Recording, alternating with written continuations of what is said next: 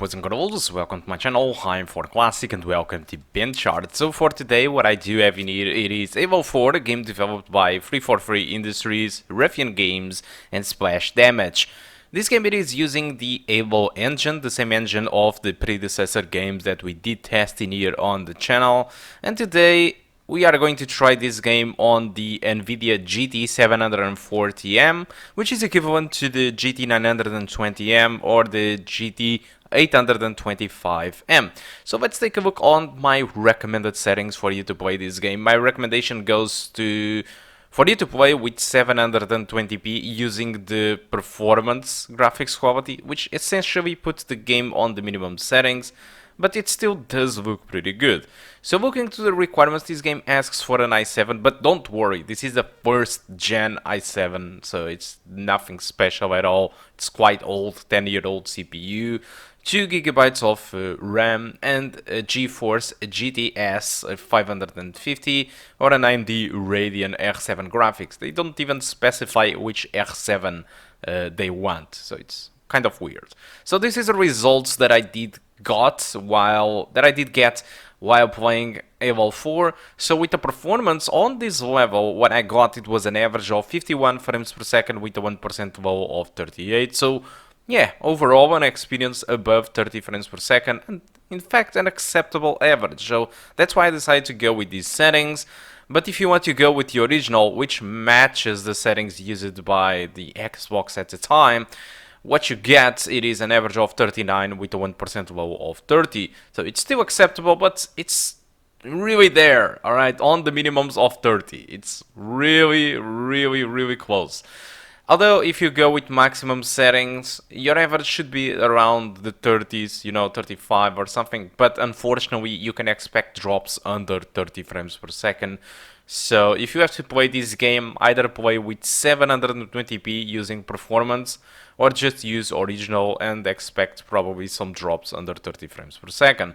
Although since this is an FPS game, and actually the low settings doesn't look that bad either, I really think that playing with the performance and using 720p, it is my recommended choice for playing this game with this graphic card. And I think you should really go with it, because it makes sense to me to play like this. Well, that's all about the performance of Evo 4. I don't have too much more to talk about it. What I can say is that this level that I'm actually trying out, it is, according to the community and according to some YouTubers out there, this is the most demanding level of the game. Not at this sequence that you are actually seeing now at the moment, but a little bit more forward into the video when I will engage with the Covenant. Well, that's where the game starts to be quite demanding. That is kind of an arena of mountains with a big draw distance, and me shooting against the enemies and the enemies shooting against me. Well, that's where the game gets demanding. But like I did told you, this is probably the most demanding moments that you will find in the game. Probably there are another one or two moments in this game that might actually be more demanding than these moments, but according to community, this is the test that you should use to try Evo 4, and so I did. Alright, but these moments over here while driving the Warthog and all that kind of stuff, well, that's not really demanding or comparable to that sequence that you are going to see forward. So yeah, now that we talked everything about the performance, well, let's take a look, let's talk a little bit, about the game. Master Chief Collection, I think it's an excellent package. So for $39.99 at the time of this video, you get 6 Evo games. Evo 5 is missing though, and it won't be added to this collection if it gets released on the PC. And also you don't get the spin-offs on this package. The spin-offs are games like Evo Wars, which is an RTX game. Evo Combat Evolved, when it was released, it was revolutionary. It had awesome graphics, especially for a console at the time, and it had an awesome multiplayer. It was the go-to multiplayer game for the console, and it was really important at the time because of that, because nobody believed that you could play an FPS game on the console, and especially a multiplayer one. And actually Evo proved that it was not really like that, and it was possible to have that type of markets on a console, so they really break the rules of that. I have played the first game on the PC when it was released, and I was blown away with the graphics, despite the PC version had a lot of issues compared to the Xbox version, including worse graphics, but still I remember that it was awesome graphically at the time despite those issues. But I also remember that I didn't really enjoy the game that much. When I saw the enemies, I just couldn't take it seriously. Even today, I find them really silly. They don't really feel any threat to me. You know, they are just So it really kills the vibe to me. Always kills the vibe for me, and it is. I mean, it's stupid that I can't really get into Able because of the enemies, but it really kills off the vibe to me. You know, the enemies to me, the Covenant, really needed to be something serious, any threat to me. And Able and the way that the enemies are, I don't know, they just feel like something for childs. I don't know. It really pulled me off the game.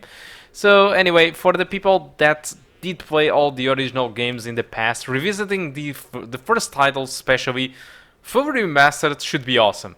But for newcomers like me that only play the first Able, despite the remaster part, it is really awesome, and the devs really pulled off an excellent game. An excellent work in the remaster part, and it is awesome that you can, by pressing one single key, you can revert to the original game, and if you press it again, you can revert to the remaster game without waiting any second. So it's an awesome feature that can really show you off how much they remastered the game. So graphically, they really nailed it, in my opinion. Although gameplay, it is exactly the same as the old titles, nothing have changed. And since I didn't really enjoy the game in the past, I still don't enjoy that today. So it's nothing, the remaster is not going to change that. But still, I really enjoyed the driving parts. I think they really nailed the feeling and the physics of driving all those Ford Bar 4. I think it's worth, the name of the cars was Warthog. I don't clearly remember the names, so I'm sorry.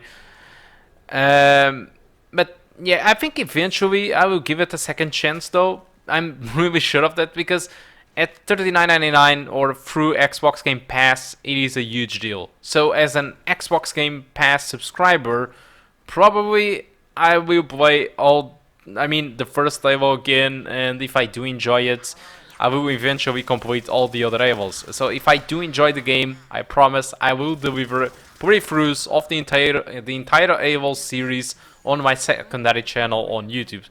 So guys, I think that's all that I want to talk about Able Master Chief Collection. It is now complete. You have all the Ables aside from Able 5 and the spin-offs. Hope you keep enjoying the rest of the game and the video, and I do hope to see you soon. Goodbye.